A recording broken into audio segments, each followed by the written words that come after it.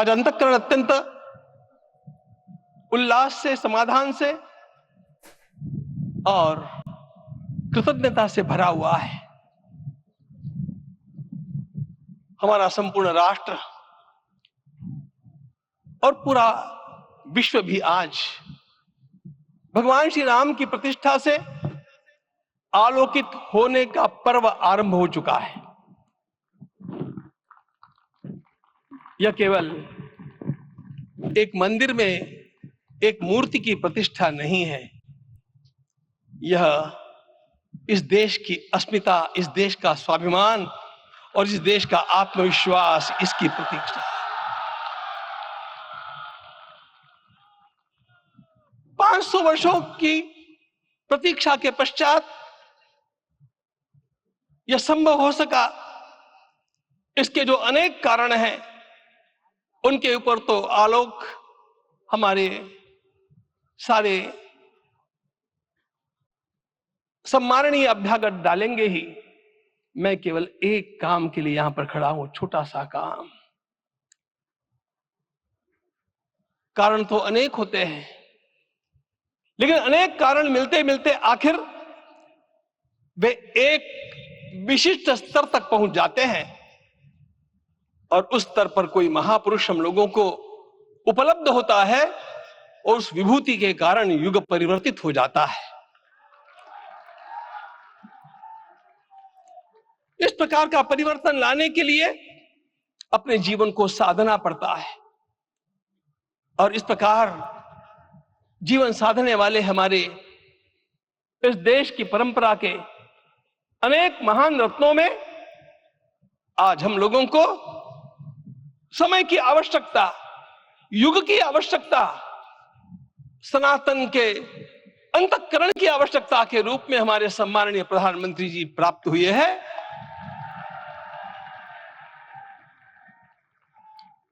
यह केवल इस देश का नहीं, यह संपूर्ण विश्व का सौभाग्य है कि आज एक ऐसा राजदर्शी हम लोगों को प्राप्त हुआ।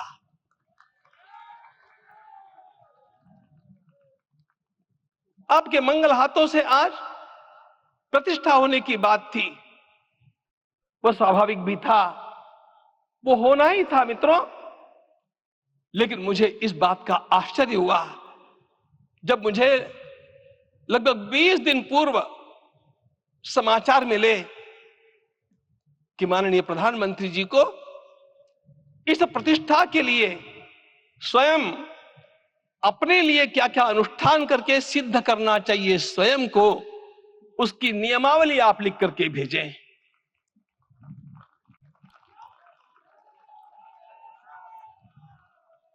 जिस प्रकार का हमारे देश का राजनीतिक माहौल है, कोई भी आकर के किसी भी समय कुछ भी कर्म करके चला जाता है, वो उद्घाटन हो चाहे पौधारोपण हो चाहे कुछ भी हो, लेकिन उसके लिए मैं अपने को सिद्ध करूं, इस प्रकार की भावना कहां होती है?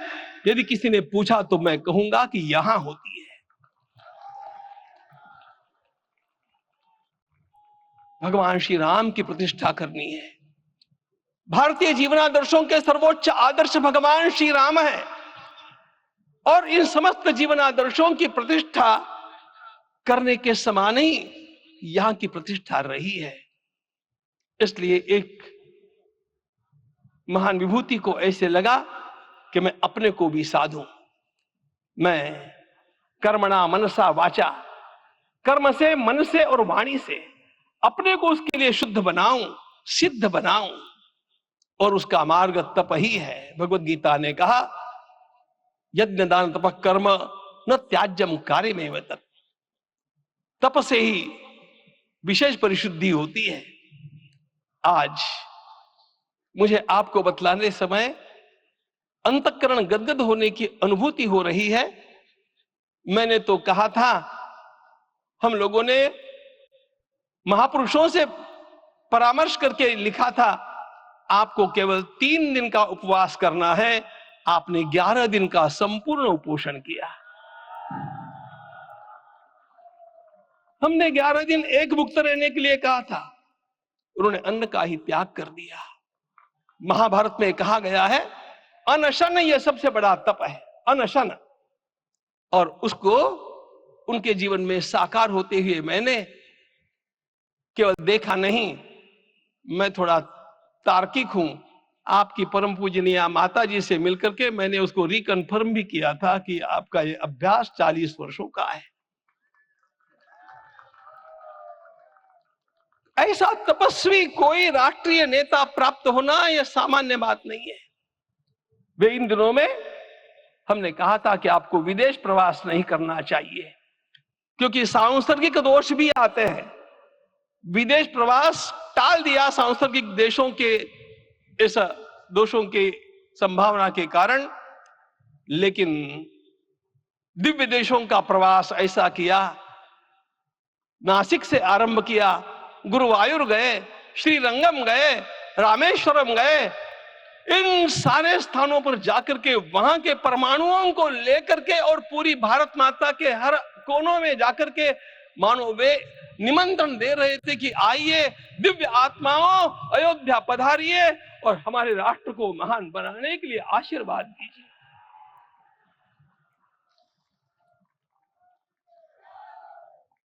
हमने केवल कहा था 3 दिनों तक आपको भूमि शयन करना चाहिए। 11 दिनों से आप भूमि शयन कर रहे हैं। इस कड़कड़ाती ठंड में इस प्रकार का शयन करना, मित्रों, ब्रह्मा जी ने सृष्टि को निर्माण किया। उस समय उन्होंने एक शब्द को सुना था। भारत की संस्कृति का सबसे मूल शब्द है तप तप इति। हमारे पूज्य गुरुदेव के गुरुदेव परम गुरु कहा करते थे, कांची के परमाचार्य जी महाराज, तपश्चर। मैं जब भी उनसे मिलता था वे कहते थे तपश्चर। आज तप की कमी हो गई है और उस तप को हमने साकार आप में देखा। मुझे इस परंपरा को देखते हुए केवल एक राजा याद आता है जिसमें यह सब कुछ था, और उस राजा का नाम छत्रपति शिवाजी महाराज। छत्रपति शिवाजी महाराज। मित्रों, लोगों को पता नहीं है शायद, वे स्वयं जब मल्लिकार्जुन के दर्शन के लिए श्री शैलम के ऊपर गए, 3 दिन का उपवास किया, 3 दिन शिव मंदिर में रहे, और महाराज ने कहा कि मुझे राज्य नहीं करना है, मुझे संन्यास लेना है, मैं शिव जी की आराधना के लिए जन्मा हूं, मुझे संन्यास लेना है, मुझे वापस मत ले जाइए। इतिहास का वो बड़ा विलक्षण प्रसंग है। उस प्रसंग में उनके सारे ज्येष्ठ मंत्रियों ने उनको समझाया और लौटा करके लाया कि यह भी आपका कार्य भगवत सेवा ही है। आज हम लोगों को उसी प्रकार के एक महापुरुष ऐसे प्राप्त हुए हैं जिसको भगवती जगदम्बा ने स्वयं हिमालय से लौटा करके भेज दिया कि जाओ भारत माता की सेवा करो। तुम्हें भारत माता की सेवा करनी है। मैं अपने को कभी श्रद्धा रखने के बारे में भावुक नहीं पाता हूं, लेकिन कुछ स्थान ऐसे होते हैं जहां पर आदर के साथ अपना मस्तक अपने आप झुक जाता है। ऐसा एक स्थान हम लोगों को उच्च पदस्थ इस राजर्षि ने जब दिखाया तो मुझे छत्रपति शिवाजी महाराज के गुरु समर्थ रामदास स्वामी महाराज की याद आ गई।